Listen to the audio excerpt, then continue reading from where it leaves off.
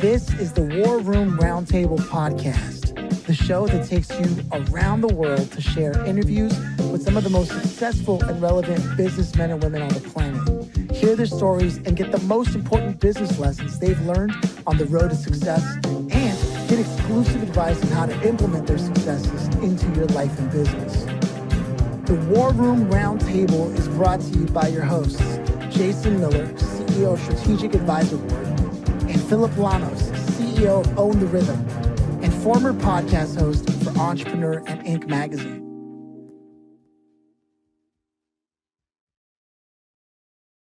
Welcome to the War Room. It is my pleasure to have. I think this is the first time we're doing this, right, Jason? We're having a co-founder show up on a separate episode, and it's exciting because this hasn't happened yet, which is ironic. We should have.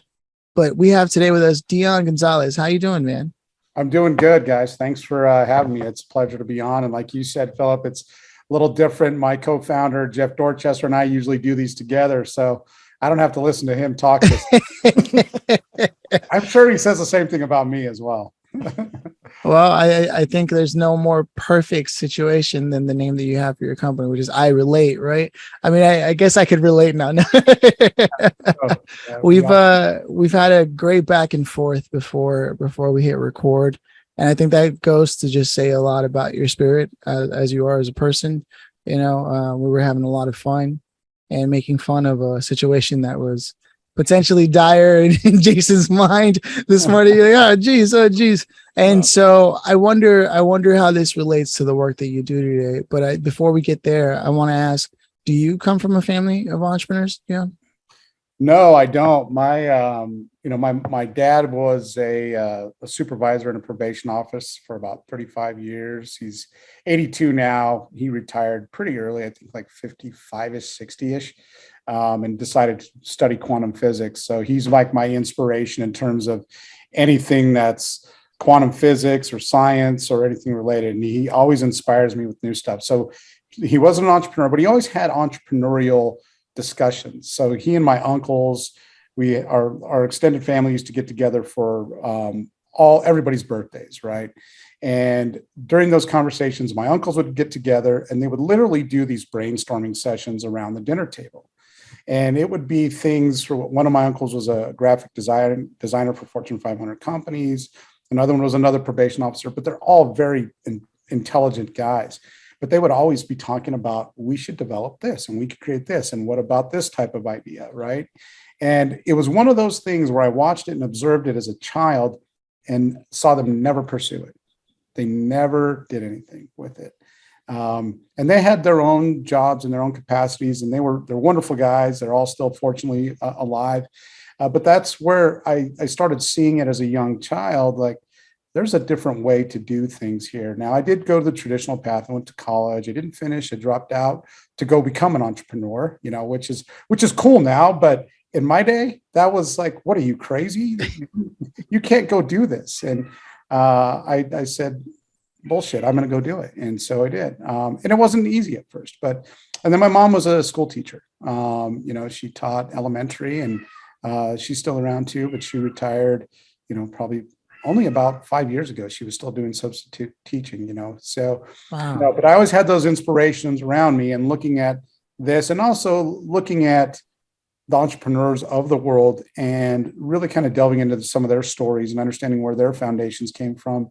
And yeah, they might be different, but the motivations are typically pretty common, with entrepreneurs and being able to go out there and build something, create something, get it to market, and then successfully exit. So that's kind of like where my entrepreneurial inspiration came from.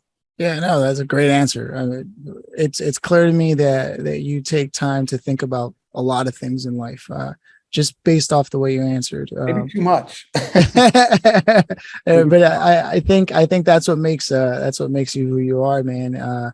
And for me, hearing all that, you being able to have that example of the elders in your family and the way they operated, and then you doing something that was radical at the time, right? Which was you had it made. You just had to go to college and do the thing, and you'd be, for the most part, you'd be on easy street, as somebody so aptly said the other day. You were like, no, because I know where this is going. And so you chose to go against the grain, knowing that everybody was going to look at you differently. I can only imagine what that did for you.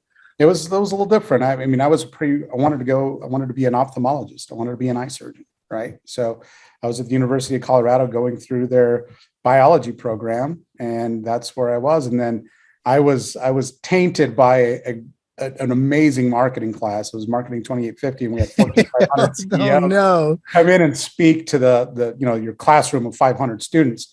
And I think it was Ken Mackey. I believe he was the CEO of Dayton Hudson at the time, on Target. And he got up there and he said something that still resonated with me. It still resonates with me today. It certainly struck a chord then. And he just got up and he said 45 years, and everybody was quiet. And he repeated that 2 more times. And finally, at the end, it's dead silent in a room of students, college students, rowdy college students, dead silent. You can hear a pin drop. And he just said, if you decide to graduate college and you go into your career, you're going to be locked into that for 45 years. You better be damn sure you know what you're doing right now. And if you're not, you're young enough that you need to start thinking about that. So I did. And I took his advice wholeheartedly. And when I told my parents, they were real supportive, actually. Really? They said, that's fine. You can always go back to school. And what do you want to do? And my grand ambition at that point was to open a baseball card store, because I was going to conquer the world there. No, I didn't. I failed in 9 months. I raised $5,000, opened it up, and thought, this is awful. It was, it was a hard lesson to learn, but a really valuable lesson to learn as well. So yeah, I completely went against the grain at an early age there. Oh man, I love so many things about your story. I want to hand it over to Jason to chime in and give his reflections on what you shared before I go any further. Yeah, I think that's an interesting thing that he said, because some people make it halfway through that, right? So he said 45 years. Make sure you understand that. Well, what typically happens is people make it halfway through that, have a midlife crisis, go buy a Corvette, end up marrying a younger wife, right? And then they can't figure it out. And then they're just stuck in this debacle of, what is life and what is it next for me? Right. Well, maybe I should start a business.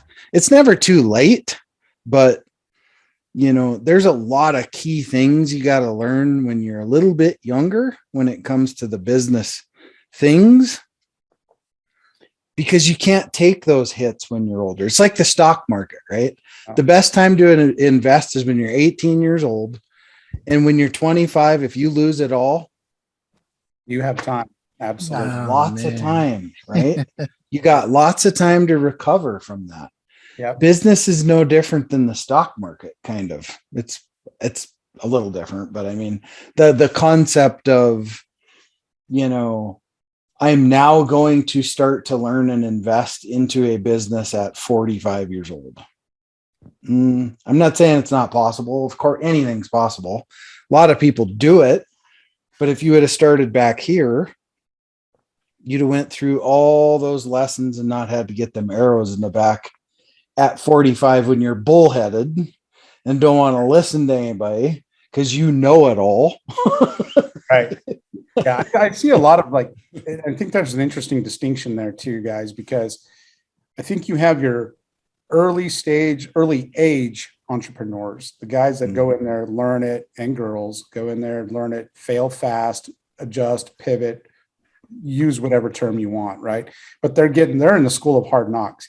And being an entrepreneur, as you guys all know, it's not a linear trajectory that just goes straight up like this. If you're successful, it does this, right? It's peaks and valleys, but the trajectory is continually, hopefully moving up. If it's not, then you need to consider something else. But I think you get those school of hard knocks at that younger age. If you're 45, I see a big difference. I don't know many 45-year-old entrepreneurs that are developing a concept from scratch, from a product idea, taking it out to market, validating that it works, setting their pricing strategy, doing all the appropriate things that you need to do. What I typically see is the term entrepreneur or business owner is somebody like later stage. they open a franchise, they buy into some type of franchise that already has the playbook there for them. They're still business owners. They're still experiencing all the peaks and valleys, but they got into a system that's already there. I see that with later, older aged entrepreneurs. And if I had to do it all over again, I'm 52 now. If I was going to do something, I probably would look at that a little bit more seriously. I'm a very creative person, so I have a hard time saying I'm never going to try to create something again. I don't think I'll ever be at that stage, right? But yeah, is there a certain level of security buying into an established concept where you're then the owner, where you can maximize the growth? Sure. I also think from a perspective like mine, it limits me in a certain perspective because I am stuck by the rigor of the playbook, right? I want to be able to create and build things too. So I think there's a distinction there between those two entrepreneurial groups. Huh. Great point. Yeah, man. No, that was solid. It makes me think there's also like, because you already know what it takes and whether or not someone took the time to build that out properly, with the experience that you now have at this stage in the game, anyone in that stage of the game, you almost don't even need to go through those initial product launch, testing fields and being able to get the value prop right and how it fits into a business model, whether or not the total addressable market is like really like you don't even need to do that because all you have to do is have a 1 hour conversation. This is what hard won experience gets you, right? With not even with a 15-minute conversation, you can go, hey, this is something I know. With what I know, I can make something happen. And it's weird because it'll take all those years. But by the time, and you'll look dumb, people will doubt you, be like, well, look at this guy. But when an entrepreneur finally gets it, it's like everybody's like, oh, they're unstoppable. How do they do it? It's like, well, yeah, it's kind of funny. And honestly, like a good segue to iRelate and how we got started there, because, it's this anonymous mental health, peer empowerment mental health platform, right? Where people connect with one another anonymously to talk about anything with others that have lived similar life experiences. It's really the power of community. Had I created anything like that? Had Jeff created anything like that previously? No. I built marketing automation software, and I've had 3 exits, built 3 companies, sold those off. And so I'm familiar with that. So when Jeff presented me with this idea around this platform, number one, it's completely different than anything we've ever done, right? I'm not a clinician. I'm not a mental health professional, nor is Jeff. I don't purport to be. And those people are very well qualified, and they serve an invaluable service or provide an invaluable service to the people out there in the world that can utilize that. But to your point, Phillip, what I was able to see is the market opportunity that, there is a gap between when somebody is struggling with something internally and saying, man, I just wish I had somebody to talk to about this. And that's not an easy thing, right? And you don't. So you internalize that.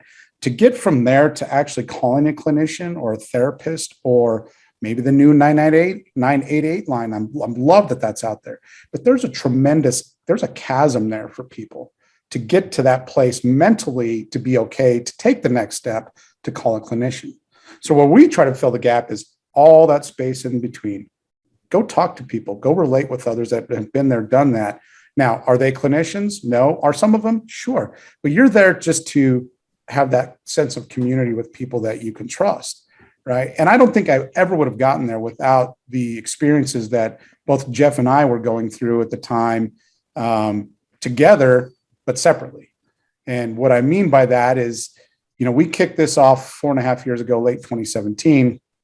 Prior to that, Jeff and I were at a company that we co-founded that acquired our last company in 2015. And he had heart challenges, health issues, which I'm sure he shared. But essentially, he was in AFib for, I think it was like 84 hours. He was like 42 at the time, so not really old. He thought he was going to die in every step. And I could see this physically every single day. We worked 10 feet away from each other. He and I have been working together since 2010, right, in different capacities. So we have a very tight bond, great amount of trust, and we work very well together. But I could see it on a physical basis. Mentally, I had no idea what was going on with his head, and he wasn't talking about it to me, right? Just wasn't mentioning it. And then on the same side of it, that he was dealing with that. While that was happening, we had a suicide scare in our house. We have 4 kids, and it sent us in a complete spiral, right? As a family, we had no idea how to deal with it. I certainly didn't. We did try going the traditional route with counseling and those kind of things. We found it to be very,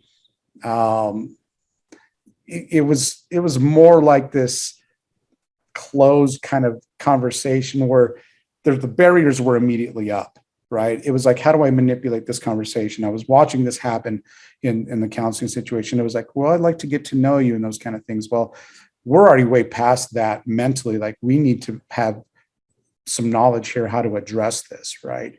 And that's didn't really work for us. So, we're a family. We're trying to have dinner together every night. I coach my kids in all their sports and all these types of things. So it sent us into a complete spiral.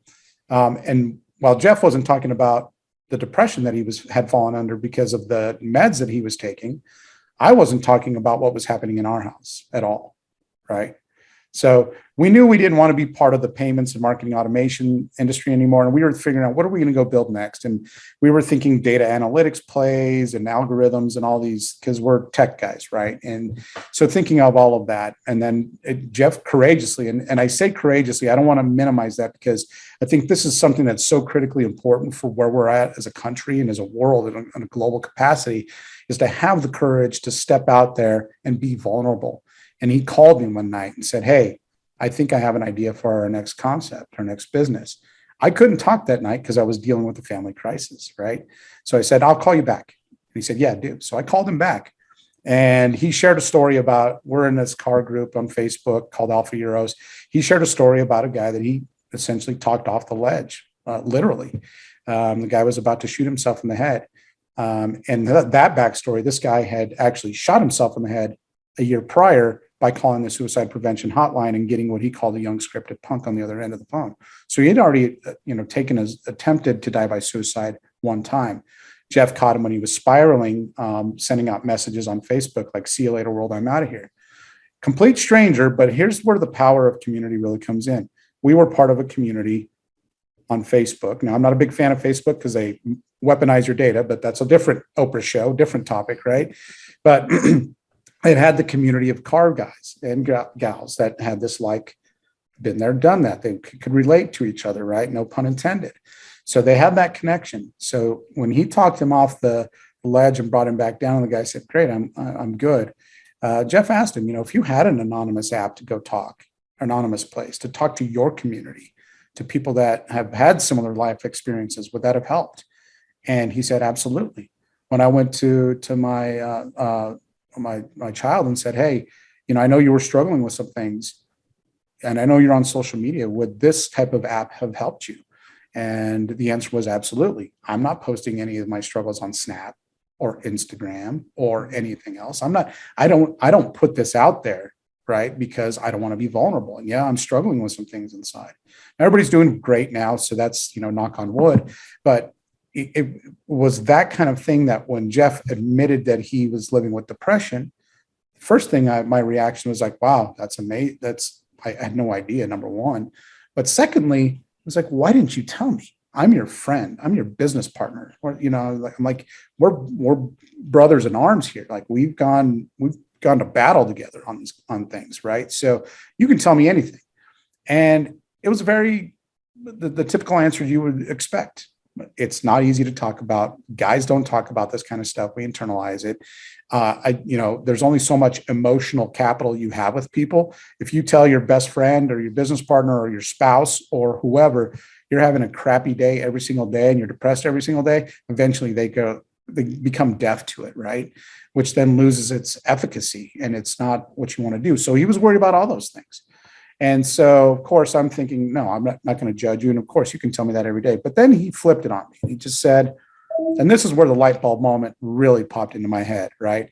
He just said, hey, I think you might be struggling with some things too. And I said, yeah. And he goes, have you told me everything? And I said, no. And he said, well, why not? And I was you could rewind what he said to me and play it back, because those are all the reasons I didn't say anything to him, right? I'm like, boom, light bulb moment. let's go build this. And I know how we can get it out to market quickly.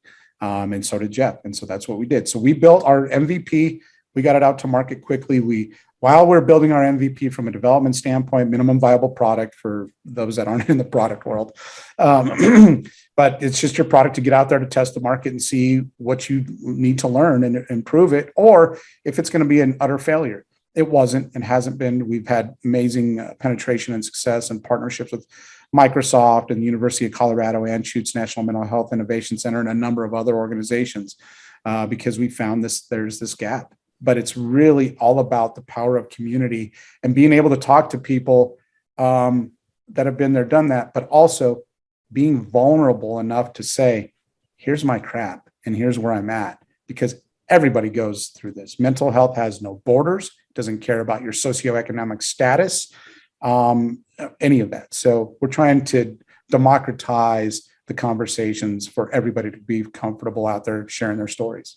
So that combines kind of the entrepreneurial piece, how we got it there and saw the opportunity, but it took life experience, again, more life experience of really getting kind of punched in the face by life a little bit to say, I am vulnerable now. And how do I capitalize on this in a positive way and make an impact for as many other people out there as we possibly can? It's the old cliche, make the world a better place, but that's literally what we're trying to do right now. I find this interesting because, how we were raised by our fathers, right, was, hold it in, you got to be hard. Oh yeah. That mentality of that steadfast man. And, put dirt on it. Yeah. Rub some dirt on it and you'll be all right. Right. Right. So, what bad advice is that, right? It's awful. It really is. Yeah, let's infect your cut with who knows what's right? At this point, right? Because it's funny because I don't culture that with my son at all. He's 6, right? Yeah.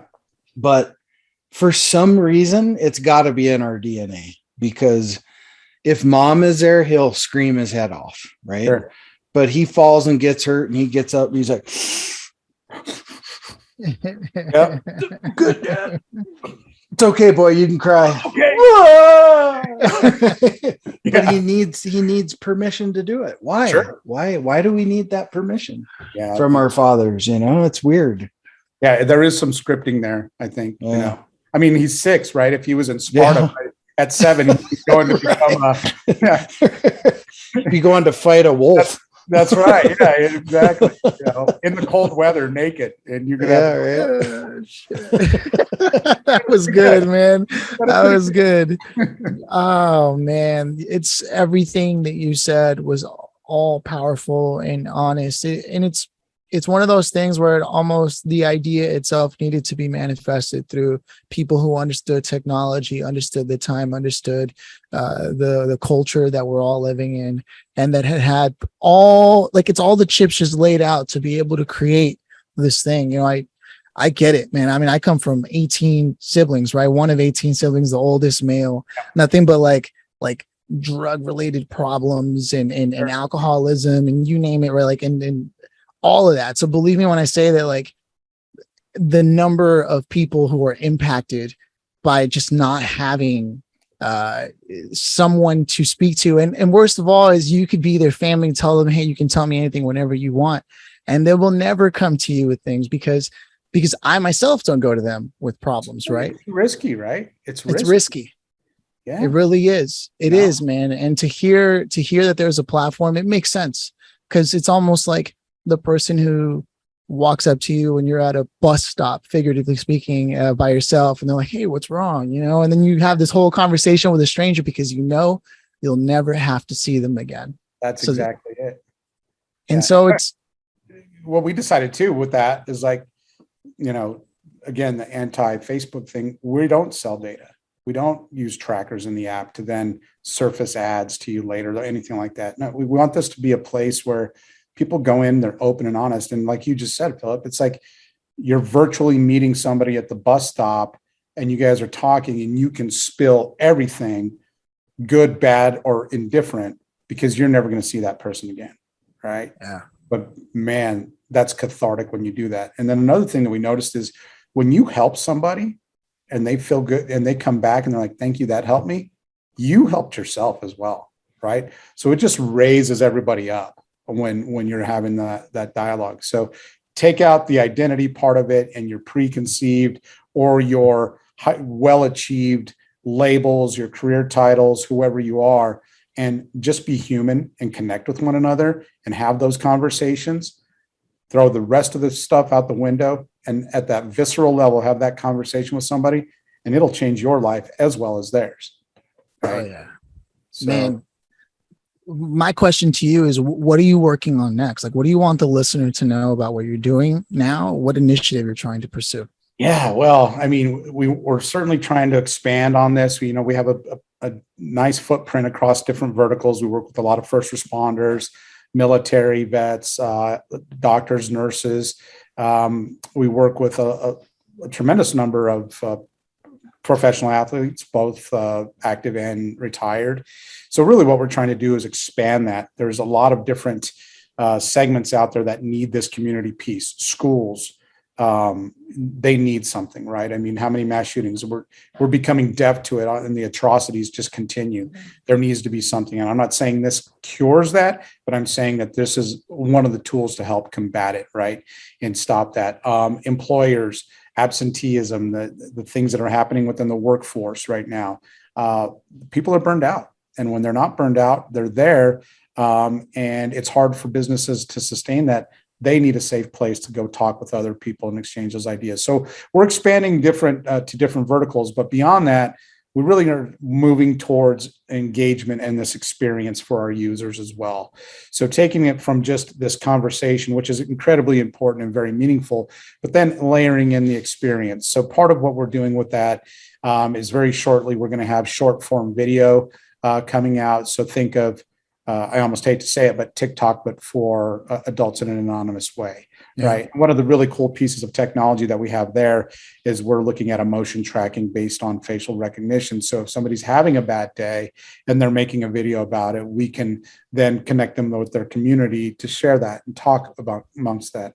Alternatively, if you're having a great day, and you come in and you're smiling and everything, we want you to spread the love and tell that story as well through the video, right? I don't anticipate it's going to be like everybody doing their little dance moves on that. It's not intended to be, but it's intended to be that short form video where people can express themselves, curate their own creativity and their own personality there and connect with others. Because again, you may feel alone with whatever it is you're dealing with. I guarantee you there is somebody out there that has dealt with something similar. Maybe not specifically what you're dealing with, but something very similar that can help you get on the path. And you might be able to help them. They might be able to help you as well. So we've got video coming out very shortly. The other thing we're doing, again, as part of the whole experience, is we're looking into the wearable market and essentially looking at data that your Apple Watch or your Fitbit or your Peloton heart sensor, all of these things, the different data points that feed up, well, how do those relate to mental wellness as a whole, right? And there's certain triggers like heart rate variability, the amount of sleep you're getting, your activity levels. All of those things contribute to have indicators around you're feeling pretty good or you're feeling pretty low. Right. So great. Now we have the wearable data, we have the video, we have the chat piece, building those all together to have a really good view of what a person to then help them and recommend different ways for them to connect with their community or different communities. That's where we're going. So we're looking at like making the experience more rich and more broad by use of those different data points, the wearables, the video, and of course the chat to really drive home. How do we make this a better place for you to be as an individual, because then you can make it better for somebody else. So those are things we're working on right now. All amazing things, man. We're excited. Yeah. No, it's like when I saw the movie, it's not well known, but it's called 50-50. It had Seth Rogen and Joseph Gordon-Levitt, and the character finds out like he has like terminal cancer. And then Oh, yeah. Seth Rogen's character is like usually the kind of guy who isn't taken serious by people. He's kind of Right. like, but he's his best friend, and they start having arguments. But what he doesn't see is like what they show, like a shot of Seth Rogen like exiting the bathroom, and it's like a place where he was hiding the book on like how to talk to your friends who may have like cancer, terminal cancer, Right. or something, right? Like, and just seeing like the effort of that friend, right? Like little clips like that being Sure. thrown throughout the social feed, you will, of iRelate. I can see how somebody like just showing the value of friendship, the value of family, right? Like just all those anchors that people need to keep them from making decisions that they may regret and not live to regret, you know? Totally. 100%. So I think it's really powerful stuff what you're doing, man. Yeah. There's nothing like storytelling, and when the right moment hits, it can change the direction of a conversation, which is why iRelate is so powerful, right? Is people will share their story and they go, man, I'm not so alone. I'm not the only one that feels this way.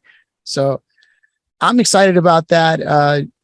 I want to reiterate, people can go where specifically? Is it iRelate.org.com? Yeah, iRelate.org, just like you see here. Okay. Yeah, IREL8. number 8. Yep, iRelate.org. And you can check it out.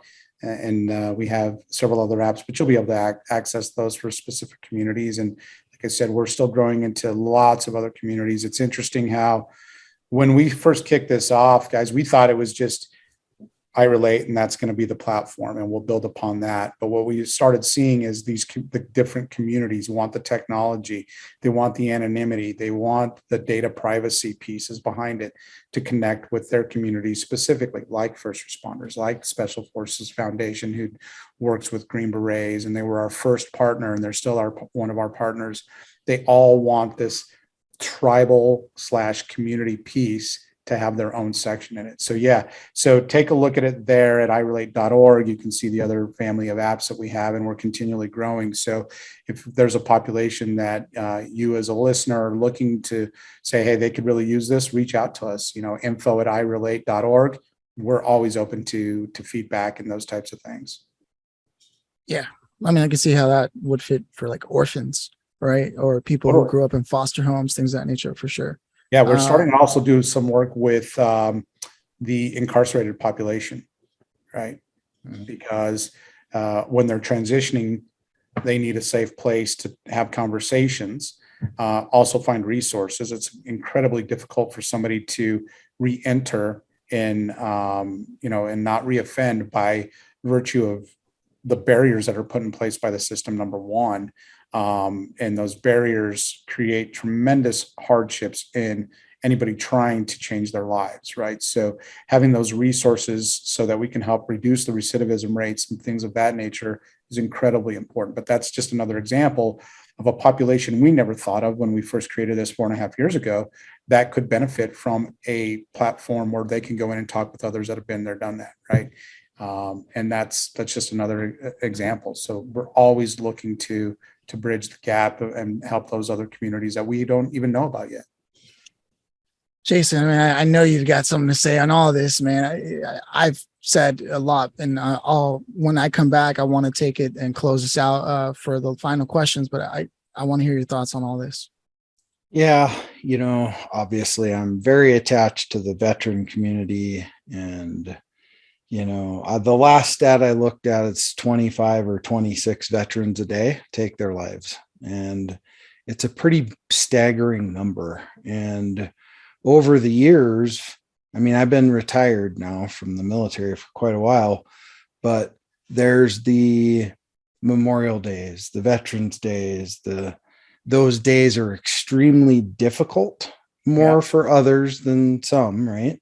Sure. But I have to make my round of calls every Memorial Day, spouses of soldiers I lost, so on and so forth. And those are really difficult days to have those. And I just think of something like this to where, I could easily just connect that together, right? Yeah. And be able to provide that plug-in to people like that, military spouse that, Well, props to you that you're doing that, though, Jason. So, like that's huge, right? And that's that connection piece. Yeah, Yeah. and you're right about the suicide piece. I learned another piece of data, I guess about a month ago, maybe 6 weeks ago, as I was looking at veterans going through the VA, and another staggering. I found it staggering. I think everybody else will as well. Is that a staggering statistic? Is that for the veterans that were struggling that did go to the VA, 40% of them still died by suicide. Yeah. So you're talking, out of 10 guys, 4 of those guys or girls, 4 of them still decided that it was time, right? They just couldn't live it. That's a tremendous opportunity for us to be able to make an impact and help those individuals, because clearly there's a gap in the care that's being received at that point. And I firmly believe human connection minimizes that number, right? If you're really connected to somebody and somebody's there for you and you can be there for them and you can, fall on that shoulder and depend on that shoulder, I think those rates go down, right? So that community piece is so critical. But yeah, when 40% that are receiving care does still do that should be a massive red flag with, lights and sirens to all of us, right? There needs to be on there. For sure. That breaks my heart, man. Yeah, sorry. Like what a song. No, it just it reminds me of another conversation we had on this show, where someone I feel bad that I can't remember who it was, but I know it was recently in this week that just passed, and they said that they had spoken to someone who literally proclaimed, if just one person talks to me on my way to go commit suicide, I won't do it. Right. If just one person talks to me, all it takes is one, just one. And I thought to myself, wow, just now as you're saying all this, imagine being able to create a hat that people can wear that symbolizes you can talk to me if that's what you're thinking about. Yeah. Right. It's got the symbol or the color that people can recognize from a mile away. Yeah. You could just be called just one and have just one. Just one. Exactly. I'll be the one. I'll be the one. Yeah. You be the one. Yes. Oh, there you go. There's another new concept right there. So that people know, like, I mean, I love that. Love that. I was just like, as I'm hearing all this, I'm like, there's got to be another way, because some people won't even look at a technology or anything because it's like blinders, just this super zoomed in view of like a macro lens, right? Of just where I am right now, and they can't see the forest for the trees, right? Yep. But if you get something that pops in color that they can spot a mile away, similar to the first responder situation, like a bright yellow, bright orange, something, I don't know. Yeah. I'm not a fashion person, but you get something that pops and you have that symbol and they know this is and then just think of culturally what kind of movement that would like create, man. I mean, this is all inspired just based off the things that we're talking about, because. Yeah, I love that idea. You could be the one. Everybody can be the one, right? To be that person, just to say, hey, you all right? And the campaigns, the social campaigns, right? What does that mean? Like I was talking to, oh man, I didn't intend for this to go the way it's going, but it's such an important subject. I was talking to one of my mentors about this. He said that he finally understood tattoos and young people, because he said that if he ever got a tattoo, it'd be this. There was this one similar for this kid named Johnny Crowder that he interviewed. I know Johnny. Yeah. He interviewed Johnny Crowder, and he's got these tattoos with the lines, right? And anytime that he looks down at his arm because he's looking down, he realizes that he needs to think of 10 positive thoughts to like actually get back to where he wants to be, right? And then that made me think. I was talking to him. We have these podcasts that are never recorded, just between him and I, just conversations.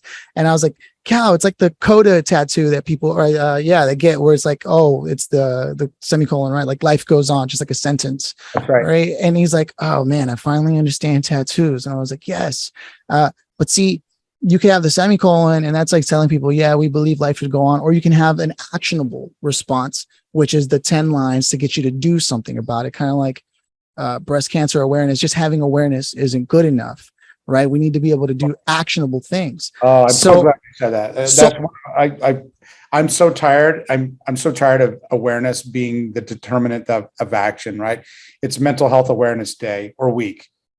Great. I'm aware of it. What did I just solve? You solved nothing, right? You yeah, solved nothing. And I love what Johnny's doing with Cope Notes, with yes, the positive affirmation essentially every single day. And part of it, I think Johnny's appeal there too is not only does he have the 10 and so it's meaningful there, but he was a hardcore rock star too. yeah, Right? So yeah. I interviewed him myself. Yeah. He does a great job. Now, Johnny's great people, but yeah, that's a great, anything that's a visual cue like that, I think is so important. To get Which is how we got here, right? I'm thinking about all that. It's stored away in my brain. And then we're having this conversation and I'm like, we need action. We need action, right? You're doing this. This is great. And then what about the people who don't even know that, right? I'm like, how do we get people who just don't even know that? Right. And then I was like, a hat, like that. You can't miss it anyway. Yeah, you can't miss it. Imagine one of these bright yellow or something in the one, and people go, "There's somebody," and I'm like, "Hey, you! Like, you're wearing the hat, Yep. Man, just think of what that could do." And again, this is all inspired just based off multiple conversations. But in the interest of time, man, if you if you could go back to knowing what you know now, if you could go back to yourself, because entrepreneurs are also people who live with quiet desperation at times, right? If you could go back to you before you and had actually opened up about what was happening at home as well, and admitting, well, for all the same reasons, knowing what you know now, what would you have said to yourself then, knowing what you know now? Get out of your own way. Get rid of your pride and whatever your outside persona is. I think you lose your authentic self that way, but I think we live our lives that way to a very large extent because of the external pressures that are there from a societal standpoint. But that creates barriers and limiting beliefs and limiting barriers within yourself. Get out of your own way. And that's a really easy thing to say. That runs deep because there are so many thought patterns or scripts that you have internally that drive you to where you are. Your thoughts are things. They create actions. They create beliefs. Those beliefs reinforce themselves. Not to get too heady, but do manifest those types of things. If you are open and you're vulnerable and understand where your areas of growth are, by getting out of your own way and saying, I don't know everything. Here are the things that I don't know. And it's funny because the more that I admitted that I didn't know, the more I learned. And the more I learned, I didn't know more about those things. Right? Because you start learning more and more and more. And I love to learn. I'm a lifelong learner. I always will be until, I cross over to the other side or whatever your beliefs are. But get out of your own way. You don't need that false sense of pride or that outward persona. Be vulnerable with yourself and others. That creates trust, that creates opportunity, and it creates relationships, builds community. So that's what I would tell myself 20 years ago or even 30 years ago. Right. Wow. Yeah, man. Before I go into the grand finale question, I want to check in with Jason. Let's do the grand finale. All right. There it is. And then, dun, dun, dun, dun, dun, dun, dun, Yeah. For 1,000, 10,000 million bajillion points. There you go. If you could have invited anybody today to this conversation to sit here and listen to everything we just covered, maybe even contribute, who would you have loved to have had here and why? Dead or alive? Yeah, dead or alive. Oh, that's interesting. That's a good one. It sounds weird. I think I have like two. One, if he's alive today, I think Joe Rogan would be fascinating just because he's so. I also teach MMA and stuff on Mondays and Fridays. So I love his crossover from the way that he's physical out there. Obviously, very, very funny guy in terms of his comedy. But his breadth of knowledge is so wide ranging in his guests that he brings on. It's always inspiring and educational, right? But from like a real somebody historically, I think Nikola Tesla would be fascinating. Understanding his motivation and his thought processes, and also understanding what it was and how he tapped in to things like the Tesla coil and understanding that you could provide free electricity to everybody. Of course, free electricity does not create an industry necessarily, right? The way that it needed to be supported. Shut it down. Yeah, exactly.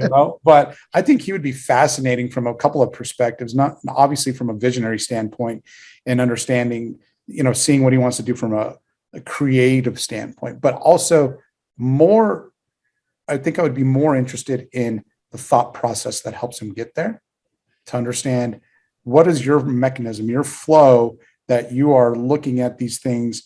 You find a problem, you solve it. That's fundamental entrepreneurial 101, right? Fix a problem, find a problem, fix it.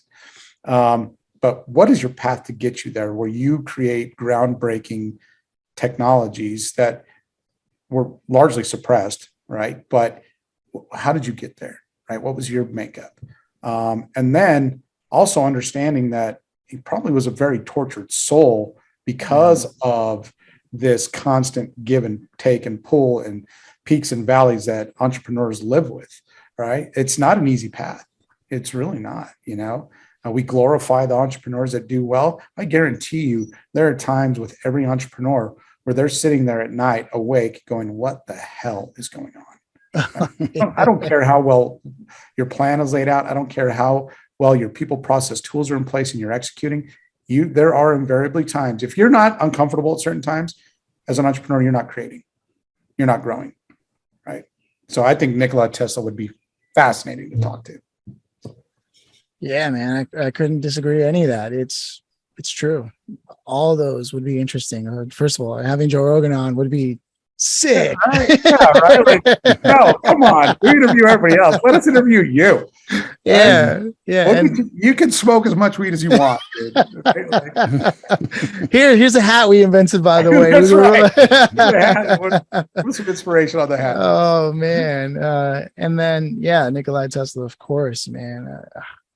I have a lot of respect for the kind of conversation we had today. I feel like there was a great energy awesome. and the way it came together. And I know that people can see the value and feel the impact that this is going to have, or what you're doing and the things you're going to be adding to the platform and how that's all there. So I'm grateful that you stopped by today. Those are my thoughts. And I want to turn it over to Jason to close us out. Yeah. I mean, just keep on doing great work, man. That's the thing, right? I mean, we have to be taking steps to, forward mankind and,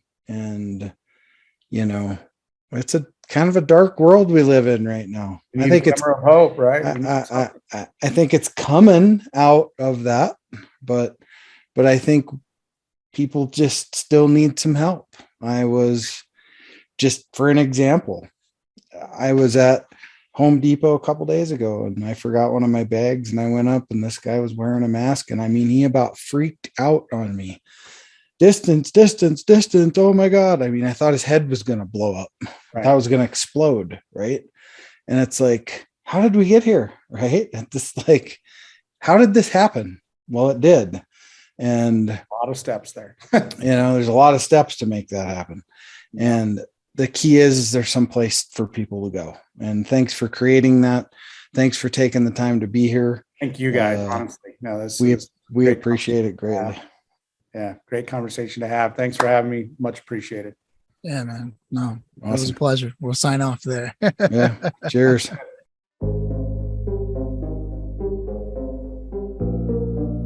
Thanks for listening to the War Room Roundtable with your hosts, Jason Miller and Phillip Lanos. Please leave your feedback and visit strategicadvisorboard.com to get the latest and greatest business advisement on the planet. Follow us on social media for updates, and always remember, if you can dream it and believe it, then you can go achieve it. We'll see you in the next episode.